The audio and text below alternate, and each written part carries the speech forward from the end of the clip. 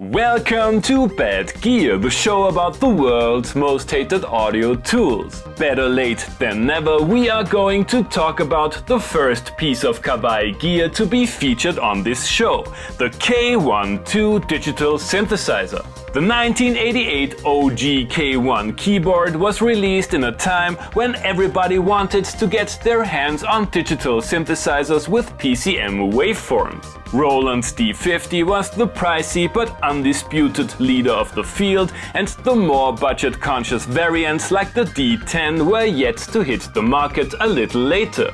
A void Kawai was able to fill with the K-1. While the bright and chart-ready sounds of more upscale instruments like the Korg M1 or the aforementioned D50 ruled the mainstream, the K-1 has always been the underdog, with tones ranging from cheesy music production staples to sound design worthy of a chain-smoking Sith Lord. At the first glance, the Kawai K-1 II is joysticking all the boxes. One of the minimalist UIs that make me wonder how the most over-the-top decade could produce the slickest looking synths of all time, a proper keypad with aftertouch that is, of course, in immaculate condition on this unit. Okay, at least it was cheap, and a small but decent display. The underlying synth engine is yet another filterless lo-fi contraption, up to 4 of the 204 synthetic and 52 8-bit PCM waveforms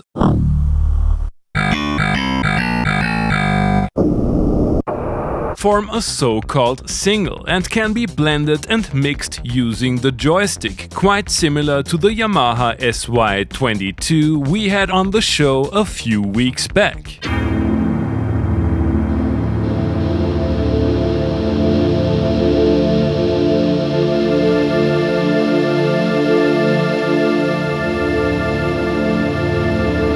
The one on the Yamaha is more fun though. Manipulation of these sounds is limited to an amp envelope with a delay stage, a simple pitch envelope called autoband. There's transposition, fixed pitch, vibrato, and ring modulation.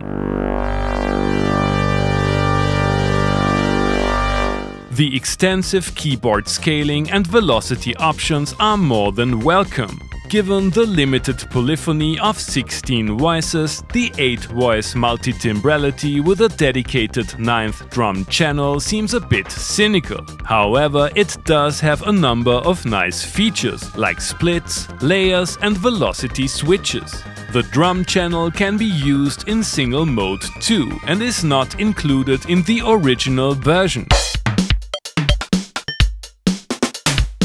I found the selection of drum samples to be atypically tasteful, and they can be pitched and mapped to your liking. We all love 80s ROMpler presets, and the ones on the K-1 don't disappoint. Breathy choir patches, video game strings,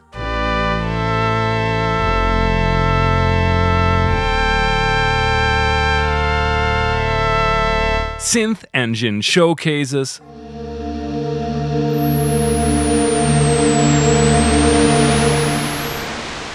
solid organs,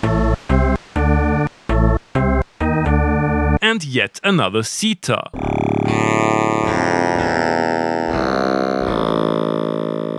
According to my research, the K-1 II keyboard version is the only one with a multi-FX unit, and I have to admit that I like it quite a bit.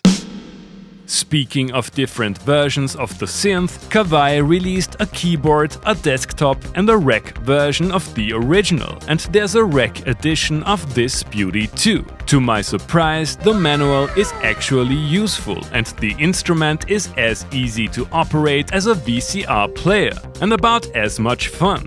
Prices for the synth have increased significantly, but are still okay in Central European local classifieds. On Reverb, not so much. Don't forget to check out Niels Schneider's great VST plugin of the K1. The Kawai K-1 range was released as an affordable alternative to the digital synth legends of the 80s. Was it up to the task back then, and is there still a reason to get one today?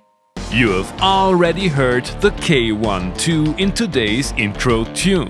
That's quite a unique sound, for better or worse. Let's max out the polyphony of the synth with the Digitakt in the first jam.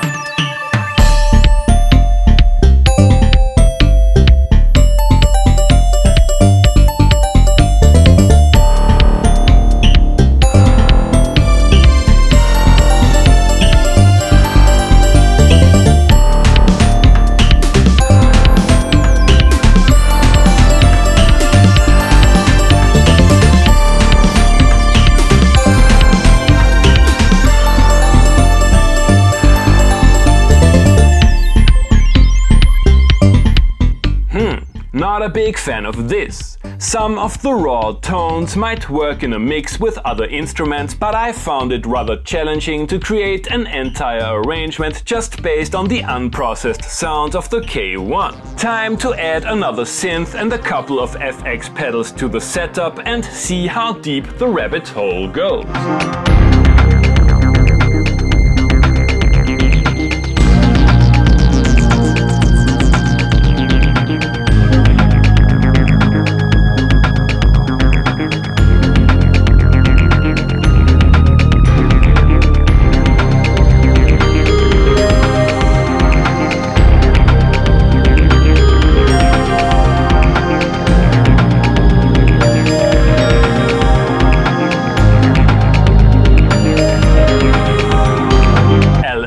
Called they want their preset back. The crunch of the Moog filter and a touch of delay really make the K1 shine.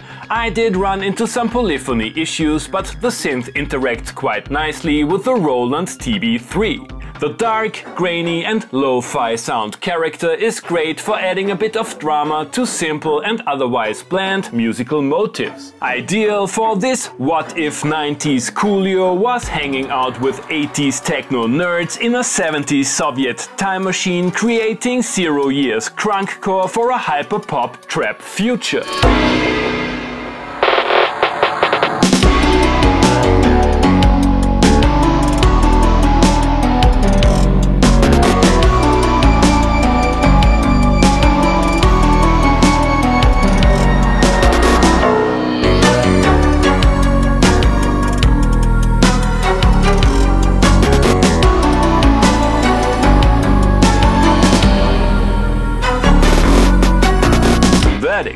There is no shortage of janky old digital synths, and it is often hard to tell which ones are actually worth it today and which ones aren't. Depending on what you're up to, the Kawai K-1 in all its forms can be both.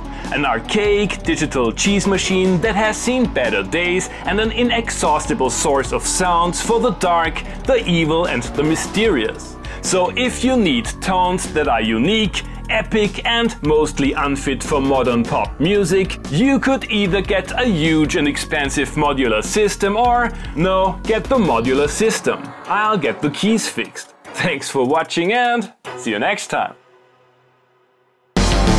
Hey guys, I hope you enjoyed the episode. Feel free to like, subscribe, become a patron and leave a comment what other kind of gear you would like to see and hear on the show.